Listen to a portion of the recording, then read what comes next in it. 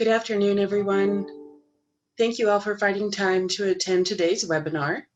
My name is Laurel Rodriguez, and I am the Director of Marketing and Customer Success at SureImpact. Our topic today is 5 tips for ensuring you're ready for results-based donation models. Our speaker today is Sheri Chaney Jones, founder and president of SureImpact and Measurement Resources Company.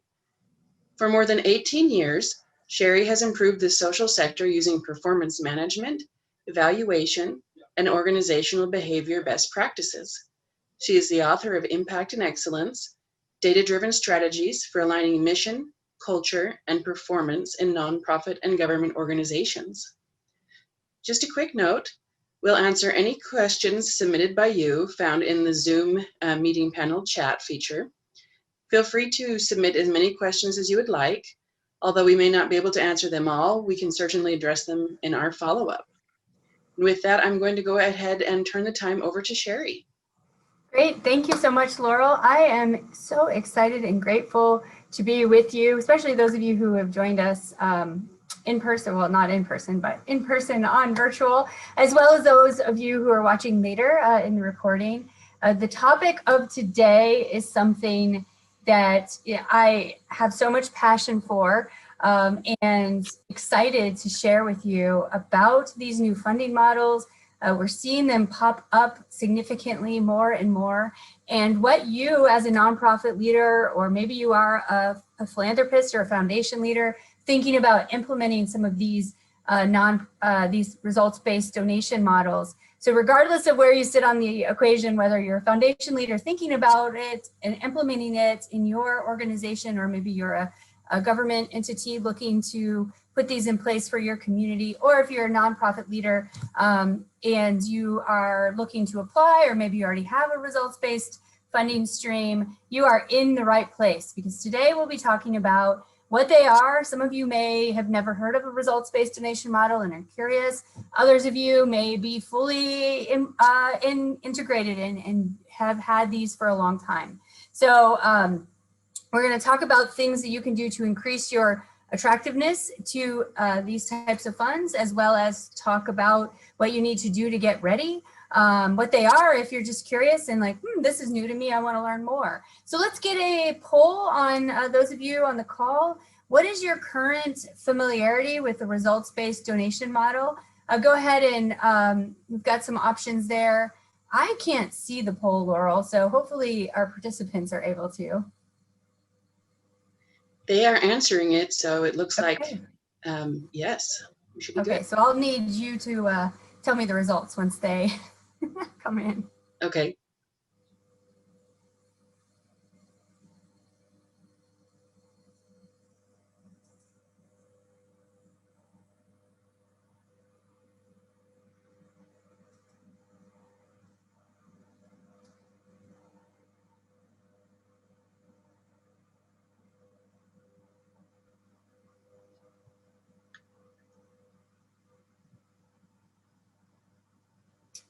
Go ahead, if you can see the poll, put in your response. Do we have some responses? Or if you can't see the poll, just feel free to type it in the chat in terms of, what your familiarity is. And I'm currently sharing the results. Sheri, can you see them? I cannot. All right, so for the results, so we have 33% are a recipient of a results-based donation model. We don't have anyone that is applying for one or interested in applying for one, and 67% say I am just now learning about it. Oh, good. That's my favorite. To educate you, to inspire you to, in order to understand what is coming down the pike. I believe that analyzing current trends and seeing what's going on in the funding space, this will be our future. So let's get ready to step into our future. So what we know, just a bit of my background is that I have worked with thousands of government and nonprofit leaders over the past few decades, helping them better measure and communicate their impact and value. And in 2014, when I published Impact and Excellence, which was based on research from nonprofit and government organizations looking at how they were using data, how they were collecting data. That provided me the opportunity to speak all over the country and speak to leaders like yourself to really find out what were the barriers, what were the challenges, in order for you to fully live out your mission. And the one thing that inspires me about the social sector is that every community across this world has leaders like yourself who are seeking to drive better outcomes for individuals, families, and communities. And although the past 12 months have been pretty difficult for almost everyone, there have been some gifts, I believe, in the past 12 months. And some of those gifts are that the world's complex problems that we've known about, especially here in the United States, that we've known about as a social sector leaders for a very long time, and we've been advocating for these, and we've been putting money in and energy and effort to try to fix. They've now been risen up through this public health crisis that we've just lived through or are currently living through, and that gives us an opportunity to have our platforms on a much larger level and communicate to audiences that we haven't had before. Now, the challenge, though, with this pandemic is that the funding, the needs outweigh the funding sources. And that's not new. That has always been the case. We have always had greater needs, greater demand for our services and the work that we do than necessarily money available. However, because now everyone is a little more aware of some of the complex social problems going on in our communities, that opens up a new base of donors. We also know that corporate philanthropy is on the rise. New leaders that are coming up into into organizations, millennials, the generation behind them, they are expecting the corporate philanthropy to show them how they're making a difference, how they're creating impact. So we have a lot of forces that are going on in the world right now that are making this results-based donation model very attractive. And in my opinion, I see it as it will be the future. So we need to get ready. And some of the reasons driving this is that there's the shift in accountability in terms of what are you doing with our dollars, moving from just the outputs that we do to actually the change and the outcomes that you're experiencing. And we're going to talk a lot about that in a minute. But the money, whether you're a philanthropist and you sit in the philanthropist seat, or you are a nonprofit and you are in the seat where you are trying to deliver the services, you're all doing that because you want to create good and change in the community. And we want to make sure that those investments into the social sector go where it can do the greatest good. And even if you're a nonprofit executive director here on the call or a board member on the call, you want to make sure that the money that you have flowing into your organization is invested in the right areas. Because if you know what works and you can scale that and do more of that, you will not only produce the change that you're trying to achieve, but you also will then attract more resources into your nonprofits.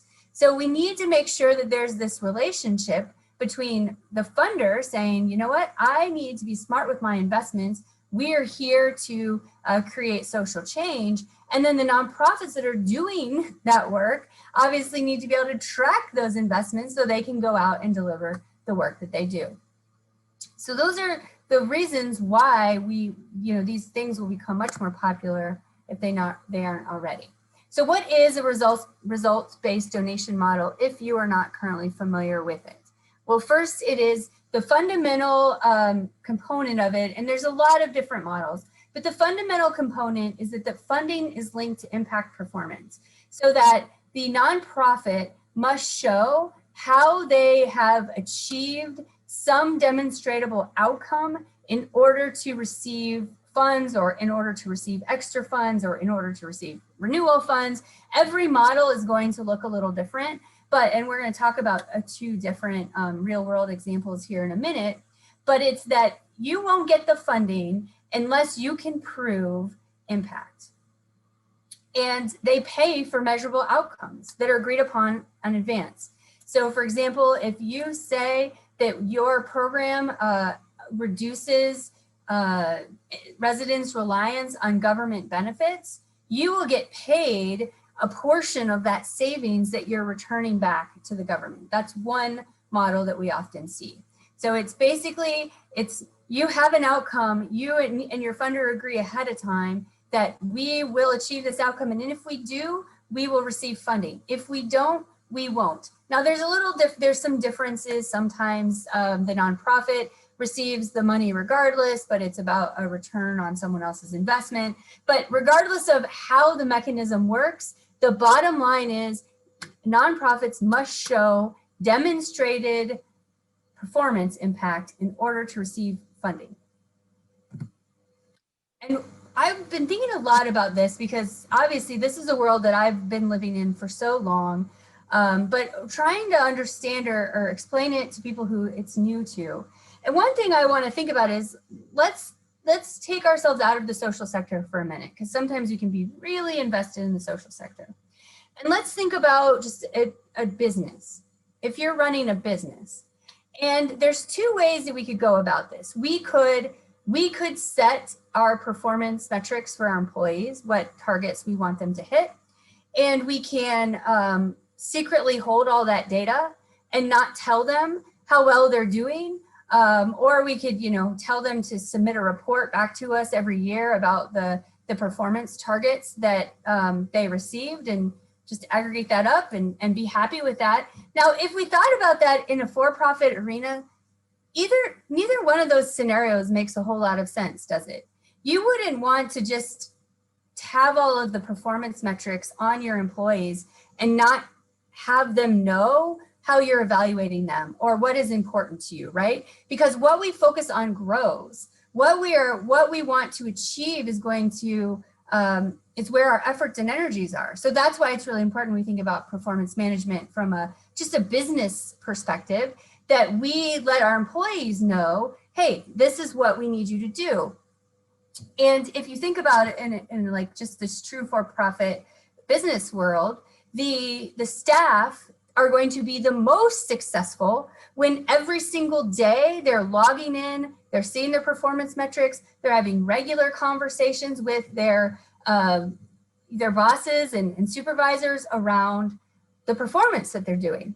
The social sector is no different. However, we need to think about results differently. We need to think about impacts differently. It's not about number of sales calls or sales volume. Maybe if you're in the fundraising arm, that may be relevant to you. But in your program teams, in your community impact teams, especially a lot of you have community impact in your program names, which is amazing. That should be your metric of success, right? Every day, you should be measuring how well are we doing? How are we changing lives and changing circumstances? Being able to communicate that up to the funders. Funders should be regularly seeking that feedback from their grantees because that's what's going to drive impact.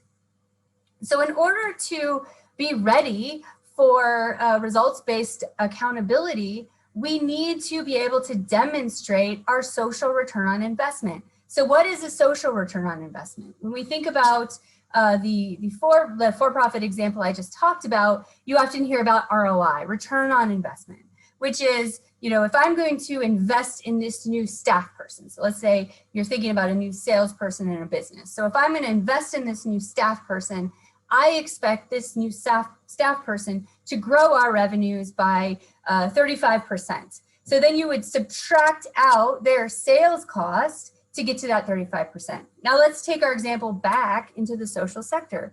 We aren't here to generate revenues. Yes, we need revenues for our nonprofits to be successful, but that's not why we exist. That is not why we exist. We exist to deliver on our mission. We exist to create the change that our vision statements say on the world. I often hear boards say all the time in strategic planning sessions that we've conducted in the past that they want to work themselves out of a job. So do we really mean that? When you hear people say that, do they really mean it? Because if they did, the metrics that they would be using would be not, they would be revenue, but they would also be about impact. And that's how we would work ourselves out of a job, right? There would be no more need for what we do. So the social return on investment is if a funding entity, a donor, a government, a philanthropist will invest in our program, what is the return to society? Whether it's reduction in tax dollars, whether it's an increase in income for that individual and what it will do for their families, reduction in poverty, reduction in generational poverty, reduction in the drain of the system. And I feel like we have all lived through a certain level of social return on investment in our own personal lives. So when we think about just our own reaction or our own collective behavior around the social return on investment of some of the pandemic policies, right? Thinking about, okay, I'm going to put on my mask because the return on investment is a person's life, which is quite significant, right? So that's just a really microcosm for you to think about how that social return on investment plays out every single day in policy and in decision making. So in order to be able to demonstrate your social return on investment, because no longer is it okay to just give a pie in the sky number. No longer, especially with results-based donation models, are you able to just say, well, theoretically, if our programs work, then we'll reduce reliance on Medicaid and we will make sure that everyone has a living wage. And therefore, if we accomplish all of that, the social return on investment is billions upon billions of dollars. That's one way to come at it, but that is a very theoretical, untested, and unproven approach. So let's go back to our business example again. What boss is going to authorize the investment of a new resource or a new program or a new business line without being able to demonstrate the real social return on investment with real numbers, with real data? Theoretically, it's not going to fly. So in order to prove that you have the ability to achieve that social return on investment, collectively, both foundations, government entities, nonprofits, we must implement high performance measurement cultures where measurement is driving our decisions and we know what our true impact is.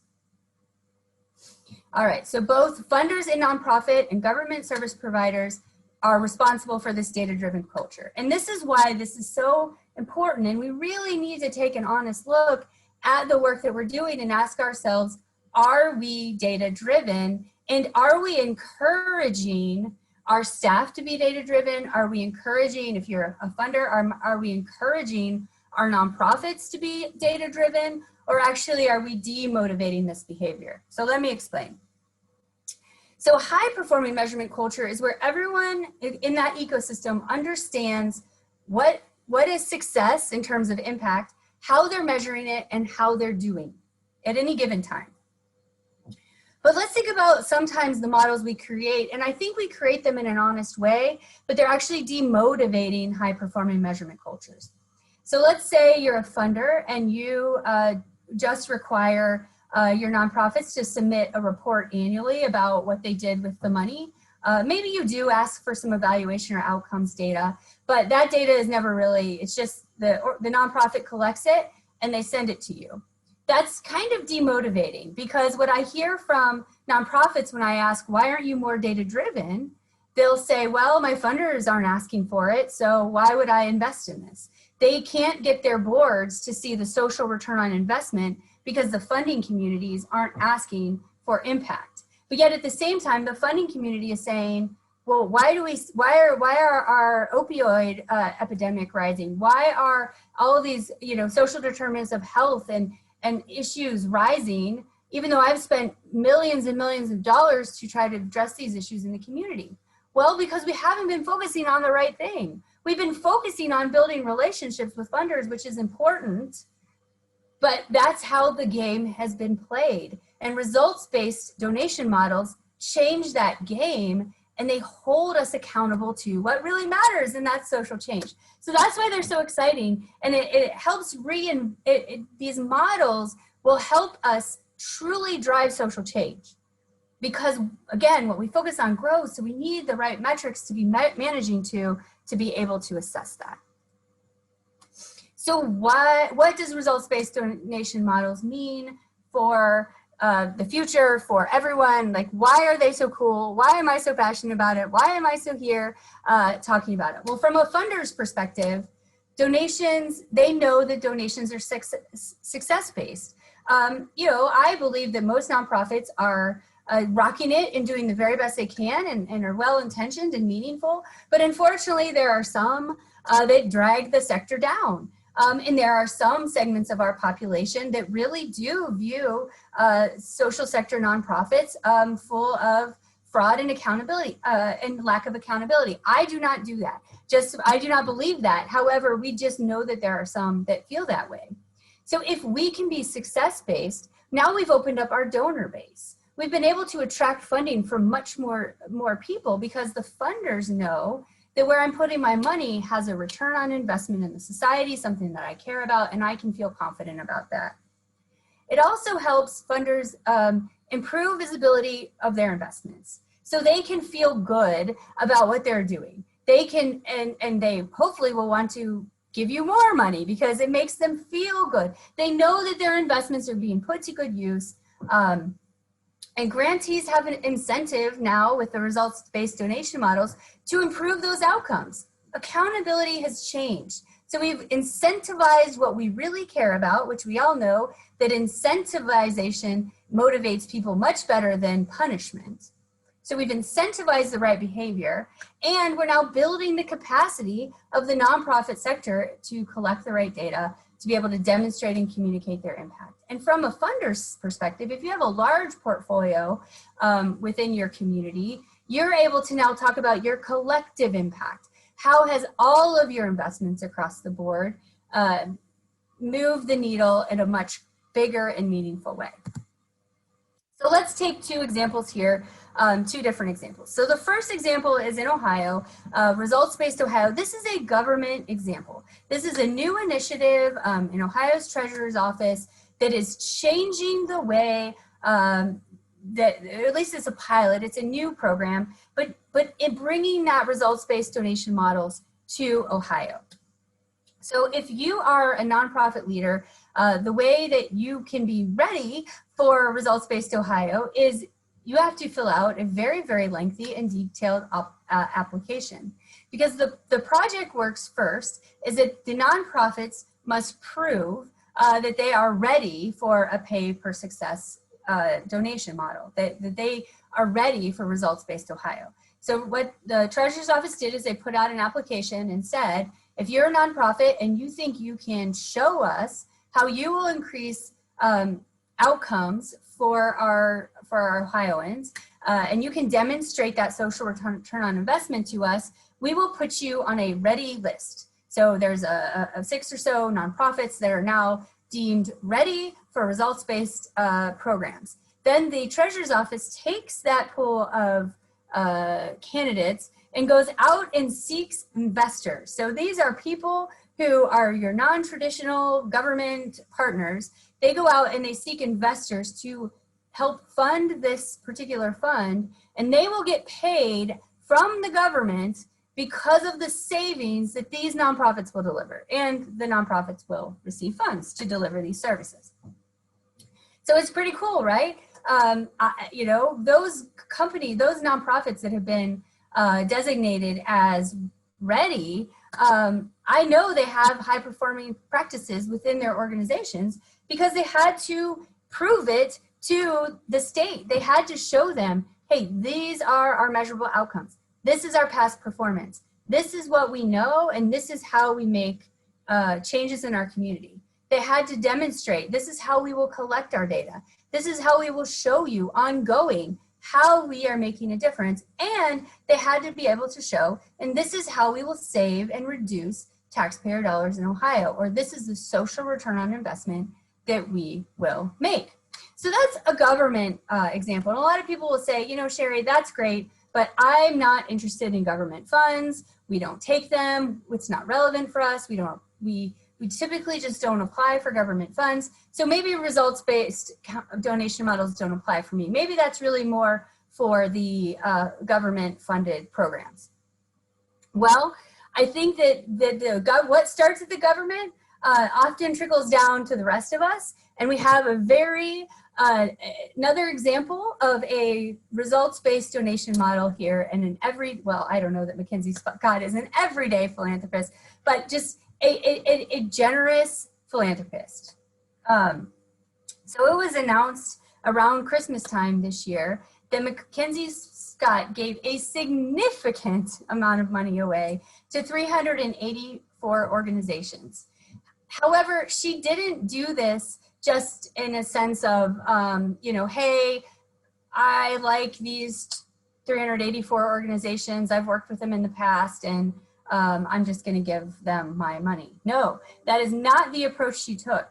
She had a team of people who went through and researched and analyzed and looked at these nonprofits, and they had to demonstrate their impact.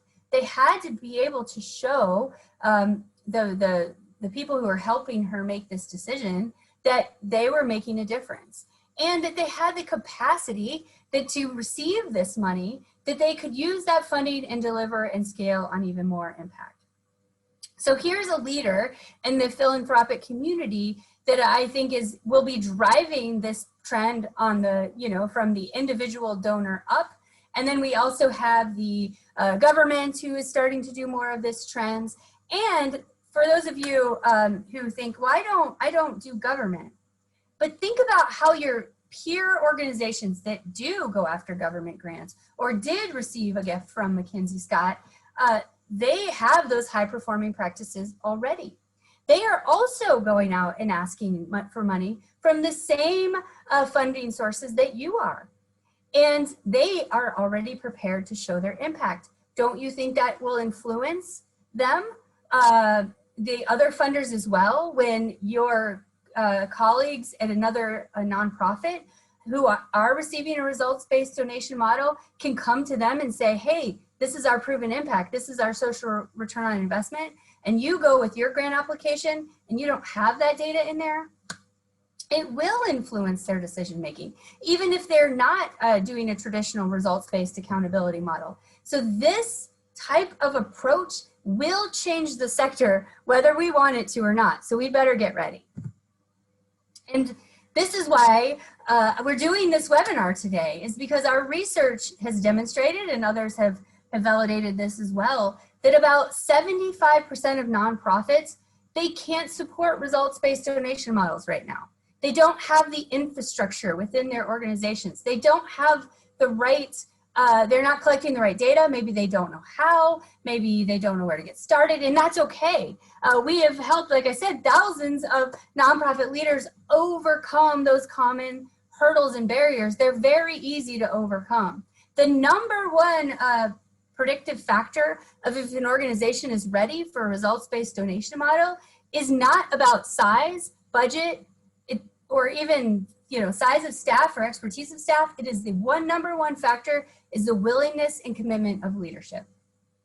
If their boards and if their executive teams say, this is important to us, we understand that what gets measured gets done, and we're here to change the world, so we're going to measure that social change so we can take it and scale it and grow it. And, you know, I don't believe you'll work yourself out of a job. I just think you'll get to be more innovative and solve more interesting problems than alleviating poverty and other social plight. So let's all aspire to do that and serve the world in much more interesting and better ways. But we want to prepare you, because if the only real barrier in your way is just making the decision to decide we're going to do it, great. Then we have all the tools, we have the strategies, we have the know-how to help you get there. And that's what the rest of this webinar is all about today. So how can you prepare? Whether you're a foundation or you are a nonprofit, these particular factors are relevant to everybody on this call. So the first thing is we need to continuously assess the success of your interventions. Number one, if we want to improve impact, we need to have metrics. We have to define our outcomes. That's the very first step. We have to make sure that we understand what is a change that we're trying to achieve in our community. For those programs and services that you offer, after someone is done with their programming, what change will they have experienced? So we need to make sure that we're very, very clear on that change. So that's first. So go through this list of 5, and I encourage you to take some notes. I encourage you to think about, how well are we doing? Do we have a clear outcome metric that we're measuring for every client that goes through our organization? Can we prove our success? So that's first. So if you know that, if you know what that is, then you have to rigorously collect the data, especially if you're going to prove your social return on investment.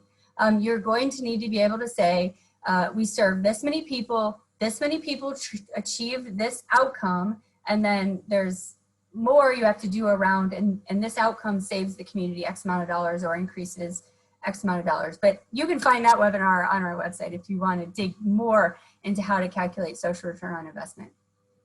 But we need to make sure we have data collection systems that make it easy for our staff. Because if we need this type of data regularly, we can't, but we also know that you do have limited staff capacity, and we don't want our staff collecting data all day, right? Our business is about serving clients so they can get better, but we need to make sure that we have rigorous data collection structures in place.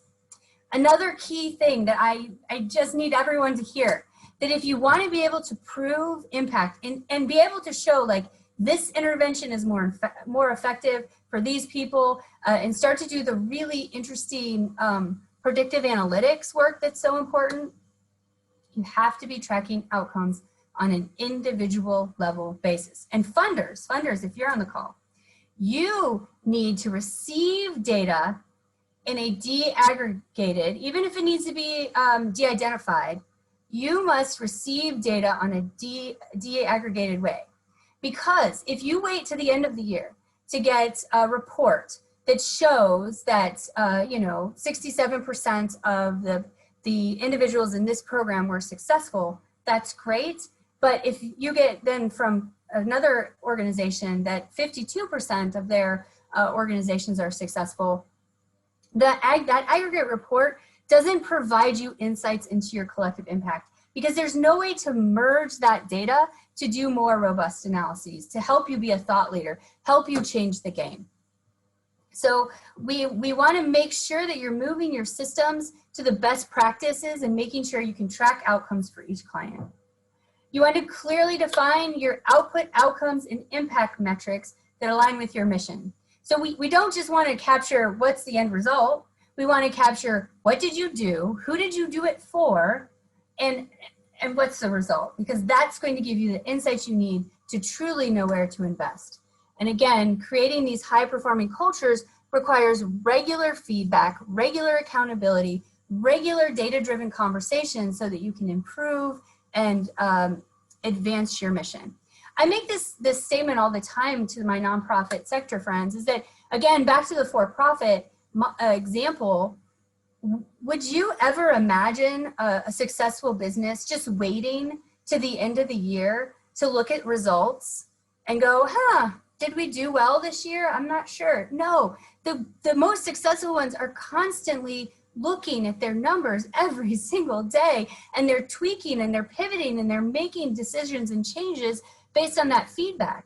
As a nonprofit sector, we should be doing that as well. We should be looking at our impact data as frequently as we possibly can so that we can be delivering the very best, most impactful services at all times.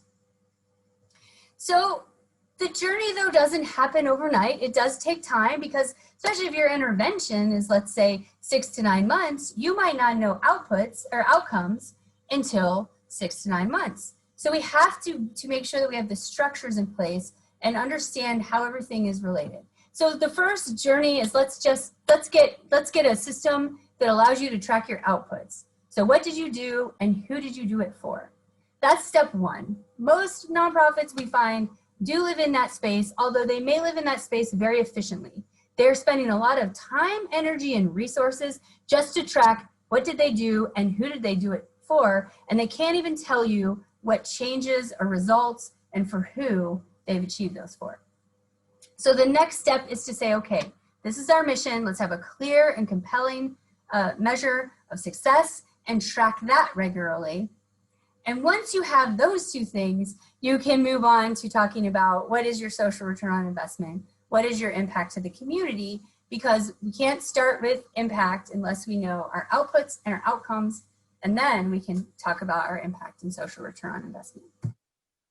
So let's tell a story about one of my favorite clients who is a true high-performing leader.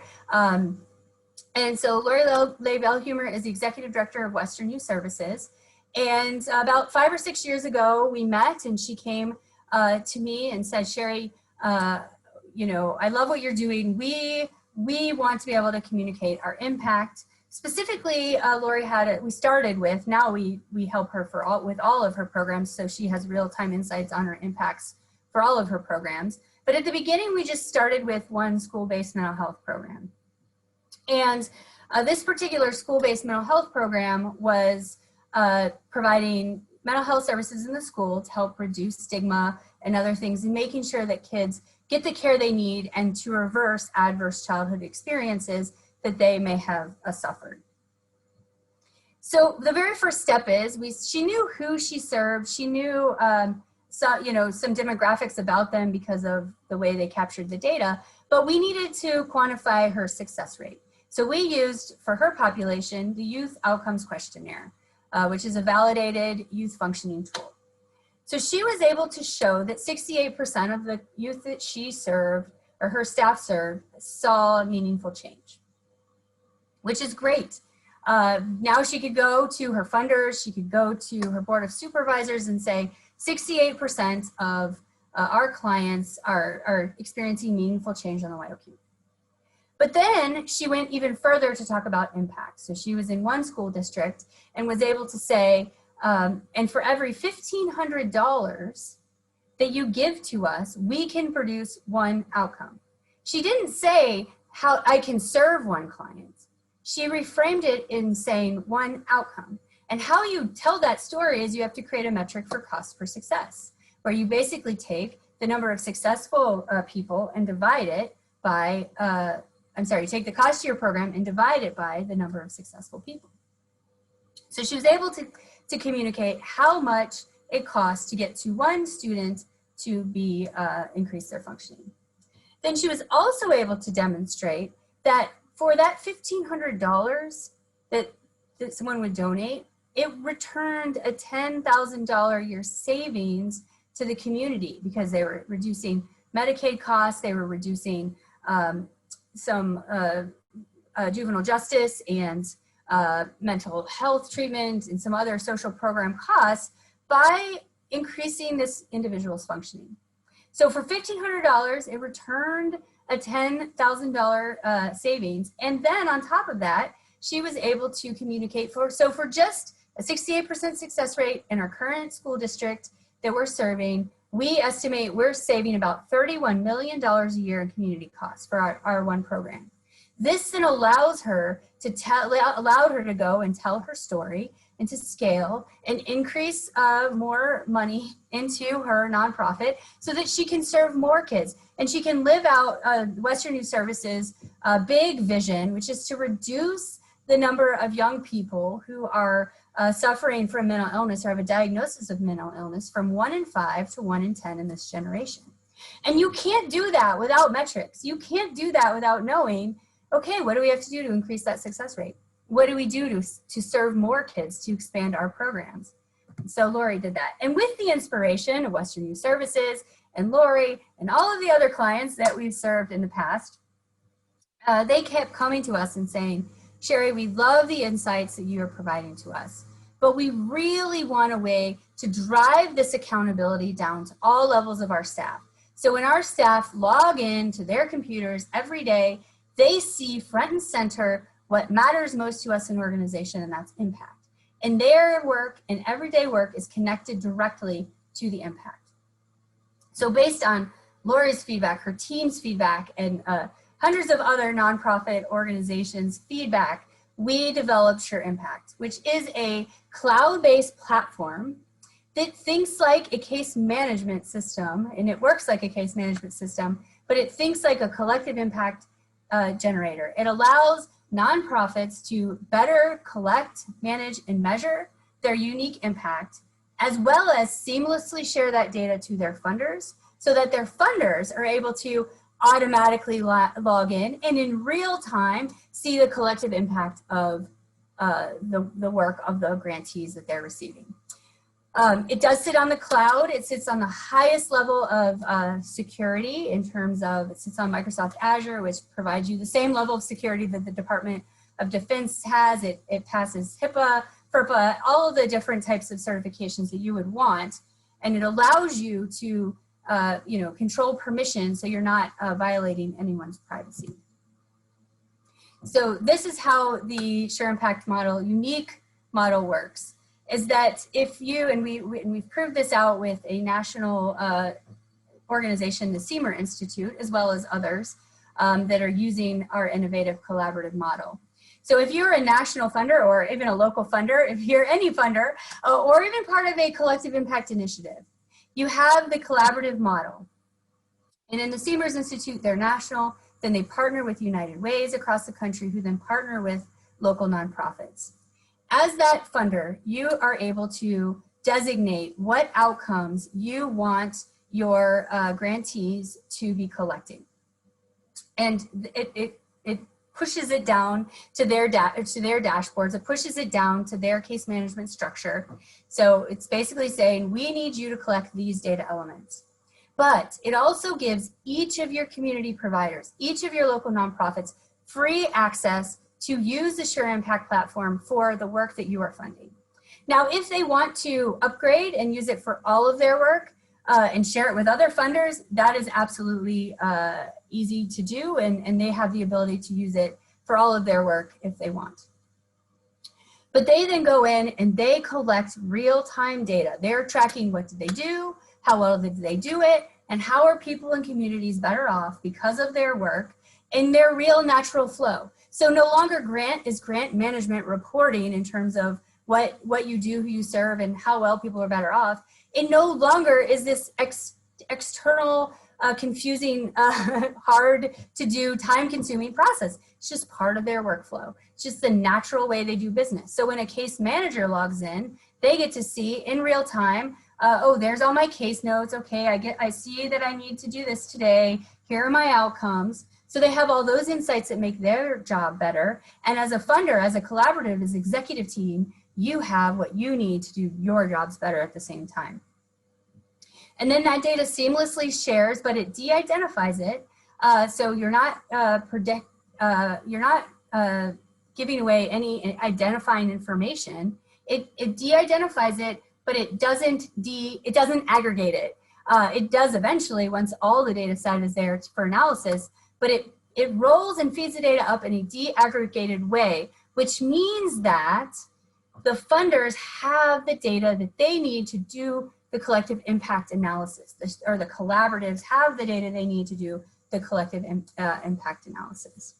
So we are very excited about how the SureImpact model is going to help the nonprofits and funders and government sectors be able to be ready for this results-based accountability. So when the opportunity comes to apply for a results-based accountability grant, or when you need to partner with an external evaluator to come in and validate that what you say is true, you have the systems, the data is already there. It's kind of like using a financial software.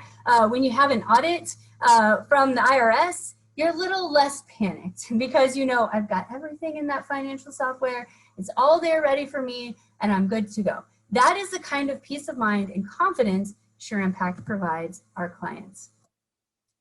So I want to thank you so much for being here today, because I know if you joined, whether you're here today or watching the recording in the future, you are passionate about changing the world. And we want you to change the world because we need you to change the world. My 4 children need you to change the world so that we can live in a much better place. And I'm a former Girl Scout. And one of the things that I learned was that we have to leave the campground better than when we found it. That was just a value that was instilled into us. And we want you to leave our world a better place than we found it. And we do have quite a bit of time, which is good, because I know this stuff is complex and you probably have questions. So I am happy to answer any questions that may have risen during this presentation. All right, well, thank you so much, Sheri, for your presentation. As Sheri mentioned, we do have some time to answer questions, and it's a great time if you have questions about specific outcomes or anything about results-based donation models, go ahead and enter it in the chat. We do have a couple of questions that have been submitted. So the first question is, what are some of the ways funders want nonprofits to show we can absorb and make effective use of funding? That's a good question. I think one of the main ways that you can prove that is first that you have sustainable systems. So if you think about receiving a large sum of money to scale your programs and services, your funder is going to want to make sure that you are ready to do that. You have the systems in place that will allow you to onboard new client. If you need to be onboarding new staff to serve more clients or to offer that new program, they'll want to see that you have the infrastructures in place. So that you have the data collection mechanisms in place. You have the efficient and effective ways to track and analyze data in place. You have proven results. You can prove that, hey, we did this before, and we believe that if with these resources, we can just scale and replicate what we've already done. So that's where you need to start small and prove what you currently do works so that you can attract more to take it out in a much bigger way. All right, thank you. So the next question is about, we talked about 75% of nonprofits are not able to support a results-based donation model. And the question is, how can I get started assessing the success of my intervention so I can support this kind of model? Okay, great. Yeah, so I think that to get started is obviously the first step. And the first step, like I said earlier, is that if you don't have any data at all, so let's say you're an organization where you may have been tracking what you do on spreadsheets, or maybe sometimes we interact with organizations that just have pieces of paper and they collect them and they're checking boxes just to fulfill an external reporting requirement. So if you find yourself in those shoes, that's okay. The first step is to get really clear on what are those results that you expect your participants to have, and then develop the systems. And of course, we would say contact us and we'll get you on SureImpact. But develop the systems that will help you easily track what did you do, how well did you do it, and how people are better off. And then once you have that data in place, you are ready to go after some results-based accountability models, because some models do not yet require you to have demonstrated results. Some just require you to say, probably more in like the Mackenzie Scott kind of way, but they just require you to show this is what we will track and this is how we will track it, and they're really just looking for making sure you have the systems in place to be able to prove your impact after they provide you the funds. But if they so that would get you started, because at least you have what you need to go attract some new funding. Then once you do the first intervention, so let's say it's a 3-month or 4-month, maybe that's the amount of time you need to collect that first cohort of data or that first round of data. Well, now you have something to now show, and this is the impact that we're producing for our clients. And now you're ready for that next tier, where you can actually go prove that, hey, we do have evidence of success. Can you please help us scale and grow and get more funding? All right, perfect, thank you. So those are all the questions that we received today. So Okay. Thank you again to everyone for attending our webinar. We will be reaching out to make sure that all of your questions got answered. we would like to invite you to meet with us for a readiness assessment to see what your individual organization may need in order to be ready for a results-based donation model. And we will be sending out the recording and slides in the next couple of days. So we hope to see you at future webinars, and we hope you have a great day. Thank you again. Thank you again. Bye. Hope to talk to you soon.